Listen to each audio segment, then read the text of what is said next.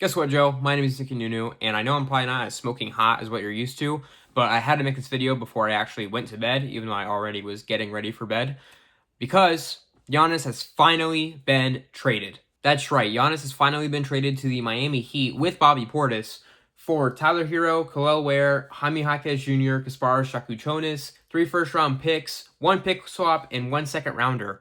That is a mouthful, but that is a lot. And I'm just glad that this, 3-year, 2-year trade saga is finally over. I mean, for real, everybody in the media has been gassing up this potential trade for the past year, and I have just been waiting patiently. And it seemed like in the past 24 hours, the internet just finally gave up on reality and turned into the Batman Arkham subreddit and just lost their minds by trying to rip apart this trade for the content gold that you can, saying that Giannis turned into 4 Giannis's, saying, I have gay feelings with the Giannis graphic just to get attention, like the most insane things I've ever seen on Twitter, just blowing up my feed because this fucking trade is not happening. But, right before I go to bed, Shams decides to put out, hey, he's been traded finally, so let's talk about it. Now, honestly, I fell into the hype, and I thought that I would wake up tomorrow morning with, Giannis graphics of him being in a Celtics jersey and whatever number they'll let him wear there.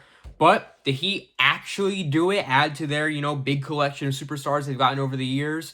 LeBron, Chris Bosh, Jimmy Butler, all of them. Like, they finally add another, and it's Giannis, which makes a lot of sense. Like, that kind of felt like the destination for a long time, and the Celtics, rumor mill got crazy, but didn't pan out.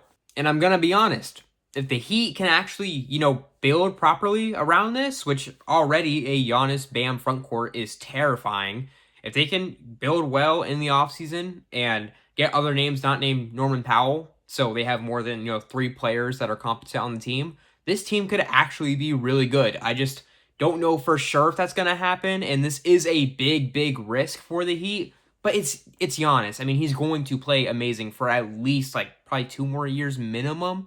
So I understand the swing and I kind of back it. And for the Bucks, this is a really interesting move to me. I mean, I think it's good to finally move on from your superstar after he's already gotten you a championship. He already was like the icon for your team. He got you everything. It seemed like a mutual way to part. It didn't seem like it was one-sided. You tried to build around him again after the championship with Dame. Just didn't work out as well as everybody thought it would, and that's okay.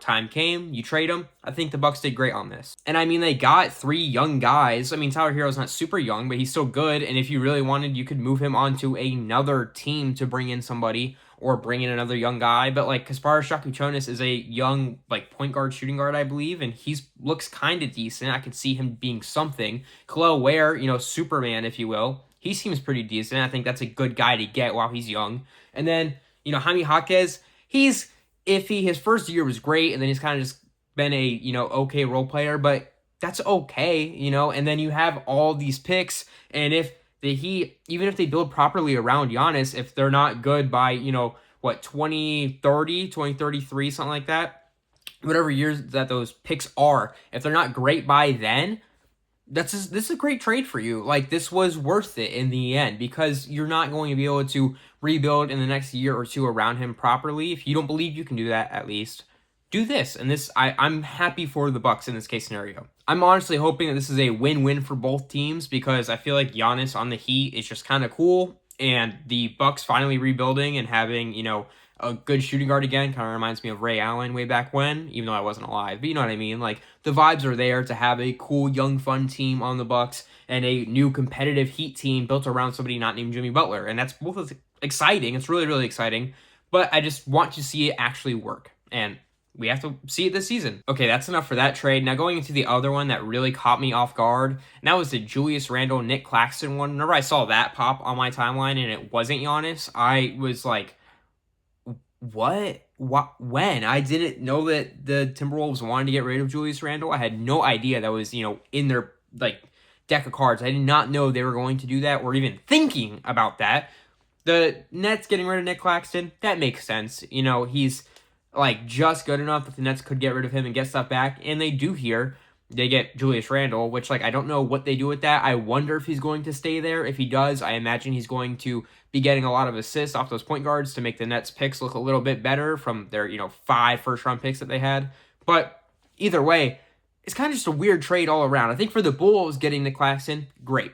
Great job. For the Timberwolves, just shedding, the money that came with Julius Randle, good, I guess. They extend Ayo Dosunmu, and that's a great idea because he's a really fantastic player. But, like, do you build around Ant this season? Do you wait until next offseason? I don't know. It's going to be interesting to see what they do.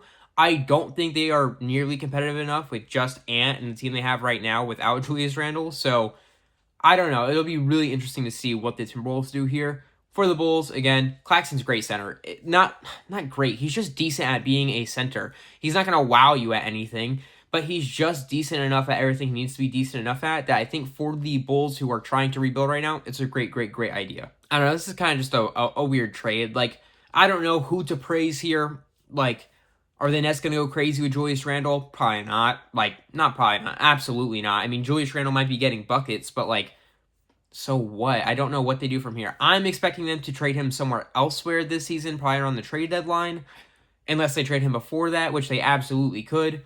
I don't know. It's just a weird move for them, but, that's kind of what you get with random offseason trades. And I guess before I go with this video, I just want to say, thank God Giannis finally got traded. If he didn't get traded, I would have been very upset. I imagine a million NBA fans would have probably killed Shams Charania. He probably would have been put on on spike outside of Chicago. Like, I can't imagine him living another day on this earth having said what he said about Giannis for the past, year and a half. And then if he didn't get traded, dude, he would have been killed, actually, crucified. Maybe worse than what they're trying to do to De'Aaron Fox right now. It would have been very, very bad.